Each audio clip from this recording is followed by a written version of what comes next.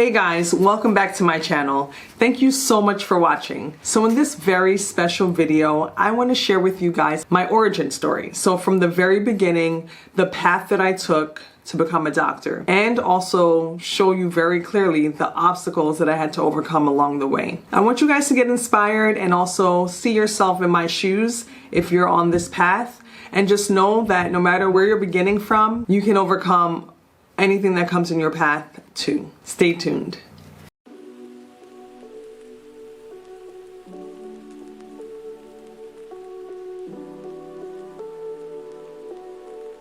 So I've been thinking about doing this kind of a video for a while, but what really got me going and inspired me to do this was watching Michelle Obama's documentary on Netflix, Becoming. So this look and this video is inspired by the former First Lady. So let's get into it. I grew up in the Bronx, one of the 5 boroughs of New York City in the early 1980s.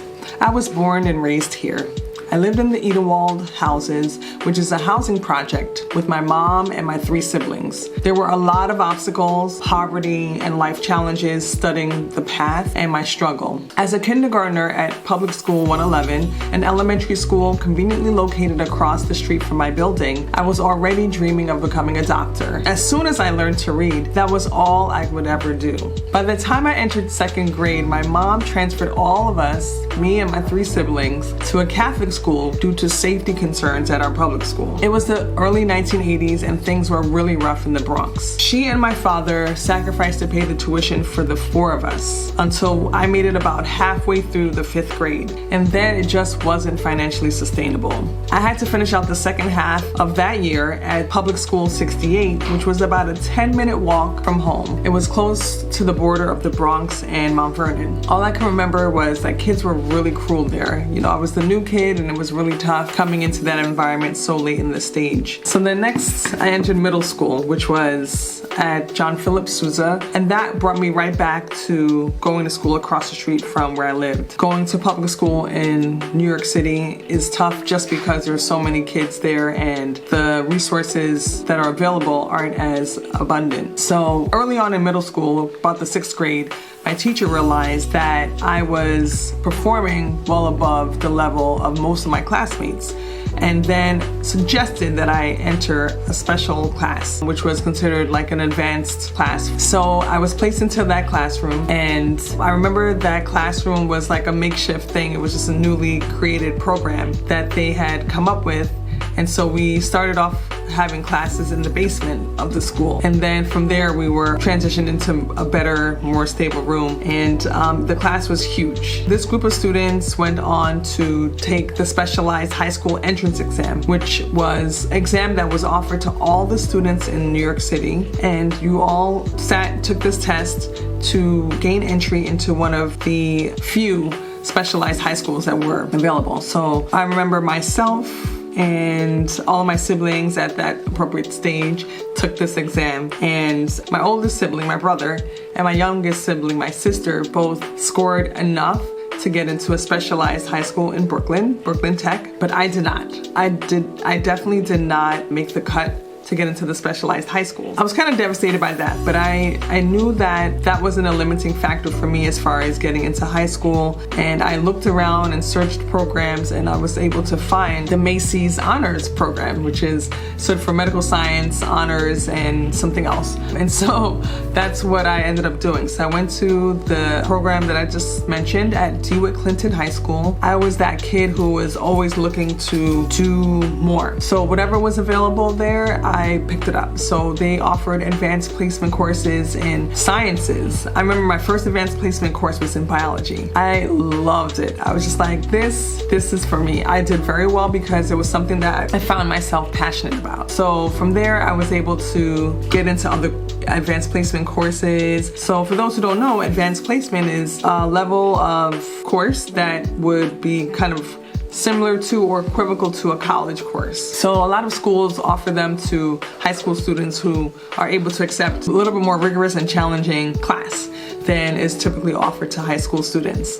So I did that, and at the same time, and this was mostly during my sophomore and junior years, I worked. Summer job, so I worked in a clothing store. I worked in a community center. I did some work with a nursing home, all while I was in high school. So this is like paid employment. I had to leave school, clock into my job, do my hours, come home, do my homework, and like be ready for the next day. So this is all like the things that I took on and I enjoyed doing while I was in high school. And then there was my church. I was really active in my church. So then comes the chapter of life that begins the real pursuit of medicine. So everything before this shaped me and led me up to this point in life. Always being that student who wanted to strive for her best and never let anything that was put in her way stop her. So I was considering a lot of things when I was applying to college. Most prominently, I was considering how I was going to be able to pay for it. So knowing that, my family did not have money and I was not coming from any legacy of people who went to college in the United States. My parents were first generation immigrants. So there was really no structure or framework for me to follow when it came time for me to apply to college. Looking at that factor, the financial factor, and then for me, never having really seen much outside of this one borough from my childhood up until now, I was kind of limited in my scope as far as where I could envision myself. So I looked at a lot of my classmates for inspiration at that time. And I was looking at them to see like where they went, what they were doing to try to like get loans or scholarships. And that was a really influential part of my process and my journey. So I felt like that was my first kind of wall to overcome when I was looking into, how I was gonna get into medicine. This is something that I always wanted from the beginning of my childhood. So how was I gonna actually make it a reality? So I found out about this program, which was a combined med school and undergraduate education. It was being offered at the City College of New York, and that is in Manhattan. So it really wasn't that far for me. I could still stay in close contact with my family, which was really important. And on top of that, this was a city university. So the tuition was very cheap. Actually, I think when I first started, it was free with all of the grants that were being offered to people from my background with the same income bracket that my mom had at this time. She was a single mom. So, having a very low to minimal income and coming into this program, I could actually attend for free. The tuition was low enough to be covered by the grants, and also I had earned some scholarships while I was in high school. So I think finding all of that in one program, which would accelerate my entrance into medical school and also get me through undergrad for little to nothing, was like the most blessed point in my life, getting into that program. So I applied and I got in, and I was super excited knowing that, when I got into college, I would be able to quickly make my way through and be on the path that I wanted for myself, which was the path towards medicine. So I remember graduating high school at the top of my class. It's August of 1999, and I walked through the doors at City College as a freshman. And that's when everything went left. Although I really felt prepared, I graduated high school at the top of my class, and I was able to balance a lot of things while studying, but college is a totally different beast. And honestly, when I walked through the doors, I was not prepared. I thought I was, but I really was not. So this is the difference that I would say exists between public education and that of a private education. So, being prepared for like your SATs and things like that. In public school, you really have to take the bull by its horns by yourself and, try to figure out ways to study and make the grade that other people will make that are offered more opportunities, like in the private schooling sector, where they would have so much more dedicated time and more access to courses that would prepare you for the SATs and get you ready. That being said, I walked through the door and I was just inundated with what I had to do to stay on top of all of my courses. And on top of that, having responsibility or not having the access to living on campus and paying for housing, I think really did affect my time management and being able to spend more time studying versus traveling back and forth and trying to stay well rested and the like. So I think that looking back, my first year of college was it was a fail.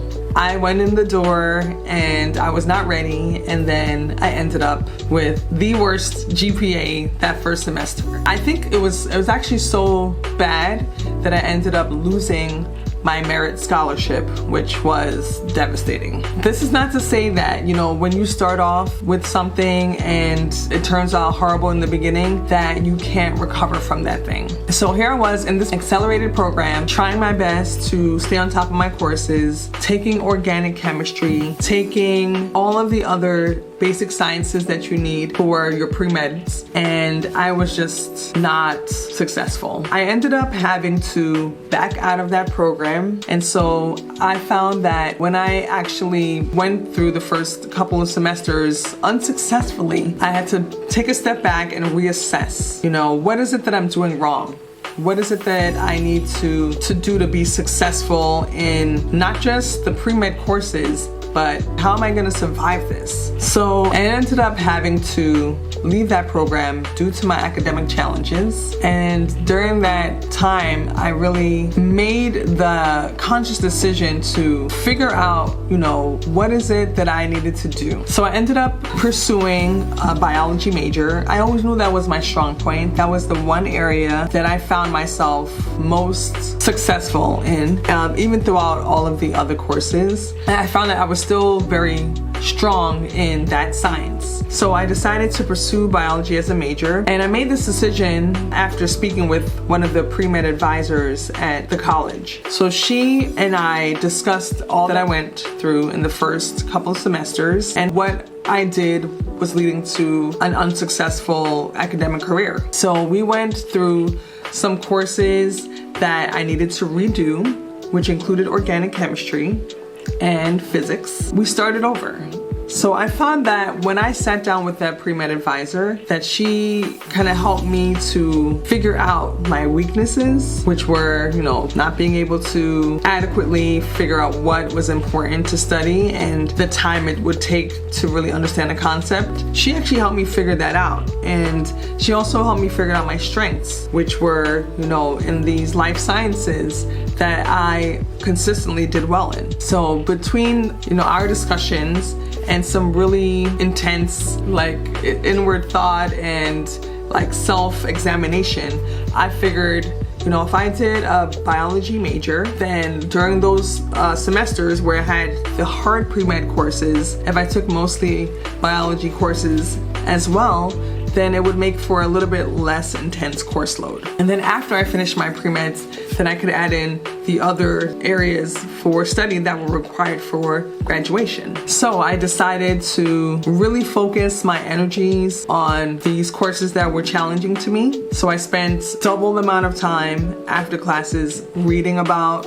that day's subject area and that next exams area. I made sure to find a study group, which is not something I was doing in the beginning. So I was trying to do this all on my own, which I don't advise. And then I was also spending more time doing questions and self-evaluation to figure out what I really understood and what I really did not get. So those are the things that I did differently when pursuing the major the second time around, my biology major. And then I felt that, you know, as I grew a little bit, you know, entering college at about 17, going on 18, I was not in the space to figure out all these things out on my own and to understand my own weaknesses. So then I think with a little bit of time, you know, a year or so, and, you know, some growth that came with just that, I was able to figure out what really worked for me and what was not. Whew.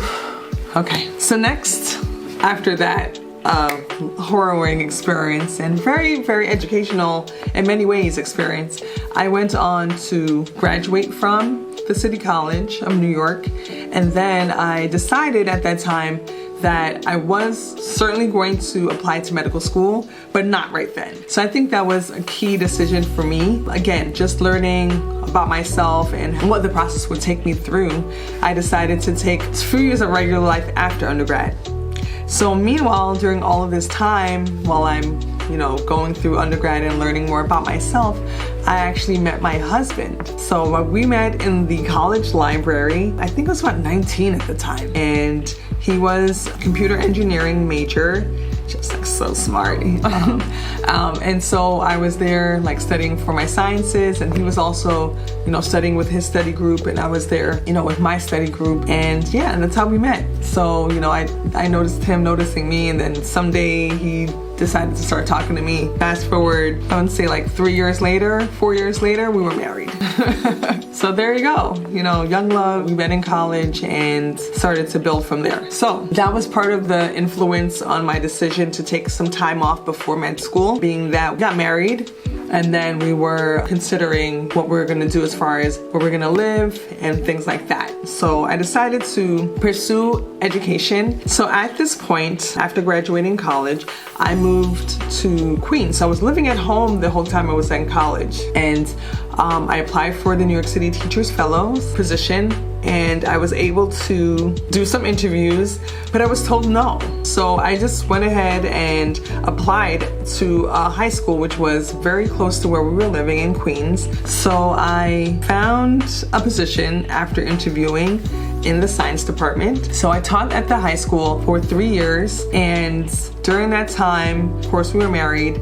We were still kind of trying to establish ourselves, and we decided that we would buy a home. This was when the housing market was very good. It was like so easy to get a house at this time, and so we were very fortunate to find an affordable home in Cambria Heights, Queens, and we bought it. At the same time, I was working on doing not necessarily post-bac courses because I had fulfilled my pre-med requirements pretty much while in undergrad, but I did actually take an additional biochemistry course to bring up my science GPA and to kind of like refresh my skills. So I had been out of the classroom for almost 3 years at that point, 2 years. And so 2.5 years. And so I decided to take this course and apply to medical school. So I applied and I went right back to my pre-med advisor at City College and asked her for advice on how to go about this process.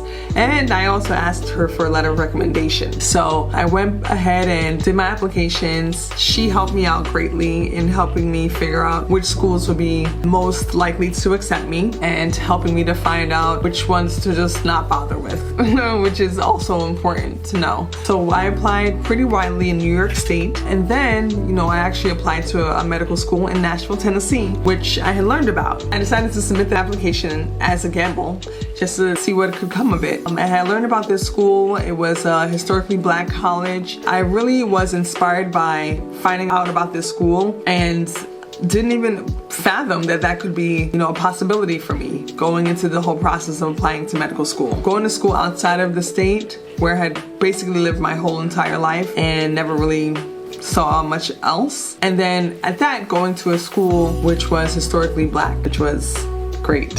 I applied, I interviewed. Remember, I interviewed in the fall right before Thanksgiving, and I was thinking to myself, there's no way I'm gonna get in there. But I was hopeful, and I really thought about all the possibilities, but I was really hopeful that at least one of the schools out of my application was gonna at least waitlist me or accept me. So during this time of application, I actually applied to medical school more than once. So my first time that I applied, I didn't get in, but I was waitlisted at a medical school in the New York area. So all this time that I had been studying and focusing on medical school and the MCATs, I still was not in a position to outright get accepted. I was just going through all of the different struggles and obstacles that one could imagine on their path to becoming a doctor. So I made the decision to reattempt my pursuit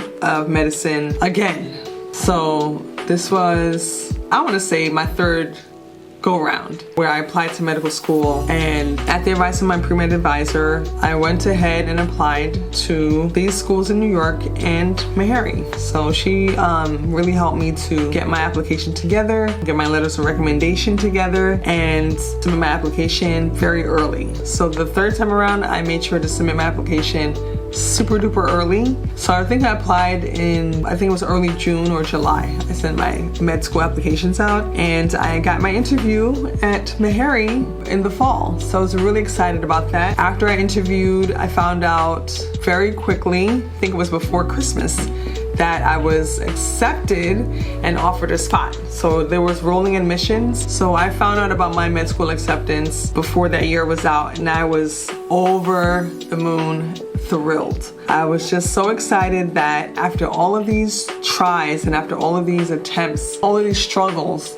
to make it through undergrad and to get into the position where I was ready to apply to medical school and able to go, that I finally got my acceptance. And Meharry was probably the best experience of my life. Again, remember, this is me. I never lived outside of New York before, and I basically picked up and traveled to Nashville, Tennessee to live for 4 years. I was still married at the time.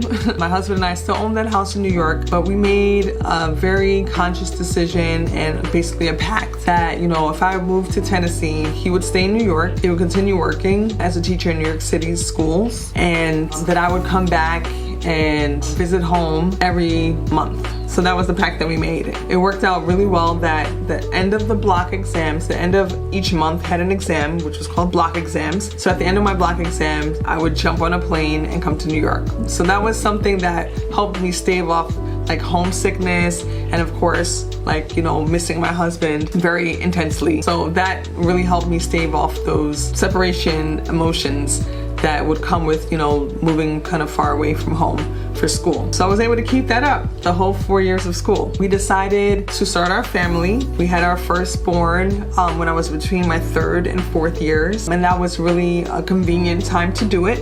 So we started, you know, starting our family then.